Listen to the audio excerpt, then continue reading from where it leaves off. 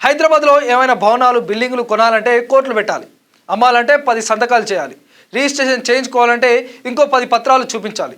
ఇవన్నీ చేసి ఇక మన ఆస్తి మనదే అని ఫీల్ అయ్యే టైంలో సర్కార్ లిస్టులో మీ ఆస్తి పేరు లేదని, ఏకంగా నిషేధిత ఆస్తుల జాబితాలో ఉందని అంటే ఎలా ఉంటుంది?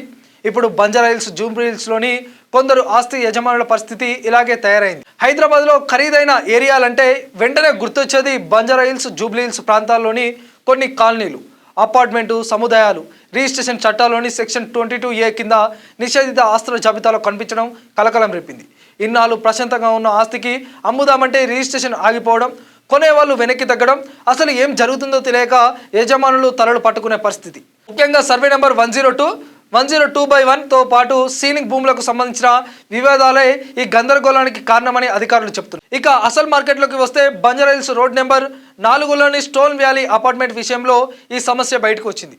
ఓ ఫ్లాట్ ఓనర్ తన ఆస్తిని అమ్ముదామని రిజిస్ట్రేషన్ ఆఫీస్కు వెళ్ళగా అక్కడే అసలు ట్విస్ట్ ఎదురైంది. రిజిస్ట్రేషన్ వివరాలు చెక్ చేస్తే అపార్ట్మెంట్ ఉన్న భూమి ప్రభుత్వ నిషేధిత జాబితాలో సీలింగ్ భూమిగా నమోదై ఉన్నట్లు తేలిందట. ఇక్కడ యజమానుల ప్రశ్న ఒక్కటే, అయ్యా ఈ అపార్ట్మెంట్ నిన్న మొన్న కట్టింది కాదు, దాదాపు 20 ఏళ్లుగా ఇక్కడే జనాలు ఉంటున్నారు. ఇన్ని ఏళ్లుగా ఎలాంటి సమస్య లేకుండా ఇప్పుడు అమ్మడానికి వెళ్తే రిజిస్ట్రేషన్ ఎందుకు ఆగిపోయింది అని. అంతేకాదు గోదావరి, రాధిక, యమునా నగర్ వంటి కొన్ని సొసైటీలు, ఎమ్మెల్యే కాలనీలోని కొన్ని భూములు కూడా ఇదే నిషేధిత జాబితాలో ఉన్నట్లు సమాచారం. దీంతో ఒక ఫ్లాట్ విషయంలో మొదలైన సమస్య ఇప్పుడు పలు కాలనీలోని యాజమానుల్లో టెన్షన్ పెంచుకుంది. సర్వే నెంబర్ ఆధారంగా మొత్తం భూమిని నిషేధిత కేటగిరీలో పెట్టారా, లేక అందులోని కొన్ని అపార్ట్మెంట్లు ఫ్లాట్లకే సమస్య ఉందా అన్నది క్లారిటీ రావాల్సి ఉంది. ఈ సమస్యపై స్టోన్ వ్యాలీ అపార్ట్మెంట్స్ అధ్యక్షురాలు, రాష్ట్ర ఎన్నికల కమిషనర్, మాజీ ప్రత్యేక ప్రధాన కార్యదర్శి రాణి కుమిదిని హైదరాబాద్ కలెక్టర్కు లేఖ రాశారు. తమ అపార్ట్మెంటు నిషేధిత ఆస్తుల జాబితాలో నుంచి తొలగించాలని ఆమె కోరారు.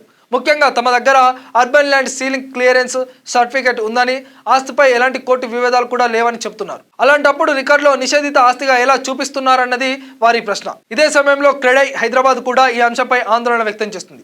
ప్రభుత్వ భూములను కాపాడడం చాలా అవసరమే, కానీ రికార్డులో జరిగే పొరపాట్ల కారణంగా నిజమైన ప్రైవేట్ ఆస్తి యజమానులు నష్టపోకూడదని డెవలపర్లు అంటున్నారు. లేఅవుట్ అనుమతులు ఇచ్చారు, భవన నిర్మాణానికి పర్మిషన్లు ఇచ్చారు, ఇన్నేళ్లు ఆస్తులు చేతులు మారాయి.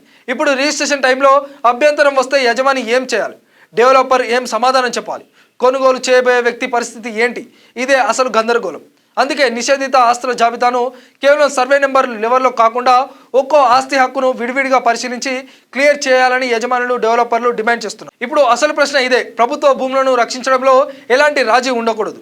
అదే సమయంలో నిజంగా ప్రైవేట్ ఆస్తి అయితే కేవలం రికార్డులోని క్లరికల్ తప్పిదం వల్ల ఓనర్ తన ఆస్తిని అమ్ముకోలేని పరిస్థితి రావడం కూడా న్యాయం కాదు. ఒకసారి ఆలోచించండి, మనిషి జీవితాంతం సంపాదించిన డబ్బుతో ఓ ఫ్లాట్ కొంటాడు, రిజిస్ట్రేషన్ చేయించుకుంటారు, పన్నులు కడతాడు, 20 ఏళ్లుగా అక్కడే ఉంటాడు. ఇప్పుడు అవసరం వచ్చి అమ్ముకుందామంటే మీ ఆస్తి నిషేధిత జాబితాలో ఉంది అంటే ఆ ఓనర్ పరిస్థితి ఏంటి? కొనేవాళ్ళు ముందుకు వస్తారా? బ్యాంకులు లోన్లు ఇస్తాయా? మార్కెట్ విలువ పడిపోదా అన్న ప్రశ్నలు సహజంగానే వస్తాయి. అందుకే ప్రభుత్వం ఈ వ్యవహారంపై వెంటనే క్లారిటీ ఇవ్వాల్సిన అవసరం ఉంది. ఏ సర్వే నెంబర్లో అసలు ప్రభుత్వ భూమి ఉంది, ఏ ఆస్తులు నిజంగా సీలింగ్ భూములకు సంబంధించినవి, ఏవి ప్రైవేట్ హక్కులో ఉన్నాయి అన్నది రికార్డులు పరిశీలించి తేల్చాలి.